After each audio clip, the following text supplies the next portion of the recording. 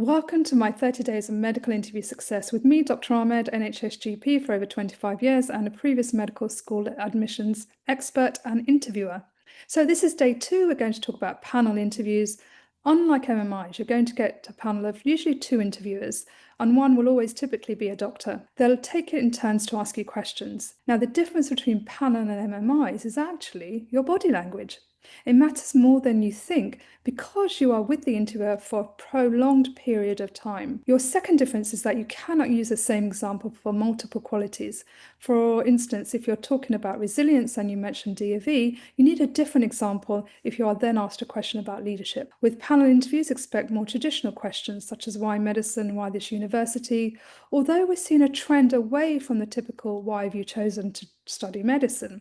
It's usually now wrapped up in layers. So the trick here is to notice that it is a why medicine question. You may also be given scenarios with themes such as ethics and teamwork. Panel interviews, generally the answers require a little bit more depth in their answers compared to MMIs. But you still need to show reflection, authenticity by using your own personal examples, and these do not have to be medically related. Oxbridge and Queen Mary are typical universities that use panel interviews. Like MMIs, you still need structure in your answers, and my golden tip for panel interviews is to ditch the framework STAR, which I've seen thousands of students try to use, and they start to stumble. I can see methodically they're trying to recall the next step of STAR. It doesn't become fluent, it's not natural. I've developed my own framework called SCAR, which is here, and you can use this framework specifically on qualities such as leadership or resilience. The good news is that panel interviews rarely have role play. My other tip is not to be worried about what the other interviewers do and focus on the one who is asking you questions. Keep your eye contact and engagement with them. And just like MMIs, be prepared for a couple of follow-ups.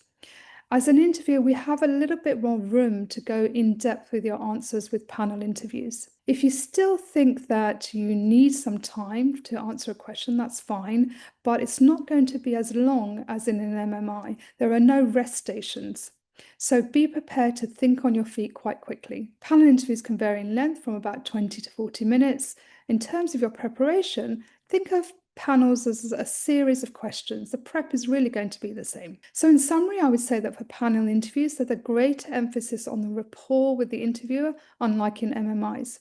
So think about using your non-verbal communication to boost your answers. And if you need help with this, then come along to my confidence coaching clinics. The links are in the bio. All right, looking forward to day 3, where I'm going to focus on the why medicine interview question.